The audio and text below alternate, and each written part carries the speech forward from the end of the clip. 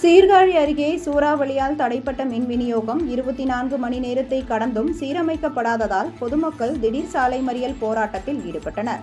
மயிலாடுதுறை மாவட்டம் சீர்காழி மற்றும் அதன் சுற்றுவட்டார பகுதிகளில் திங்கட்கிழமை மாலை திடீரென பலத்த சூறாவளியுடன் சுமார் அரை மணி நேரம் கனமழை பெய்தது.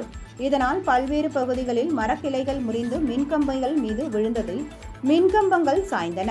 இதனால் மின் விநியோகம் பாதிக்கப்பட்டது. சீர்காழி நகர் மற்றும் சில இடங்களில் மின்சார வாரிய ஊழியர்கள் துரிதமாக செயல்பட்டு மின்கம்பங்களை சீரமைத்ததை அடுத்து மின் விநியோகம் மீண்டும் தொடங்கியது.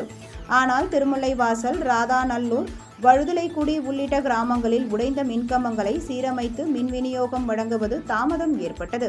24 மணி நேரத்தை கடந்தும் மின் விநியோகம் வழங்கப்படாததால் ஆத்திரமடைந்த ராதாநல்லூர், அப்ரஹாகமேடு பகுதியை சேர்ந்த பொதுமக்கள் திருமுல்லைவாசல் சீர்காழி பிரதான சாலையில் மறியலில் ஈடுபட்டனர்.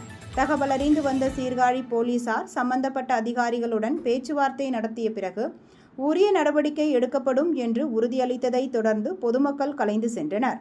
இதனால் அப்பகுதியில் 1 மணி நேரத்திற்கு மேலாக போக்குவரத்து பாதிக்கப்பட்டது.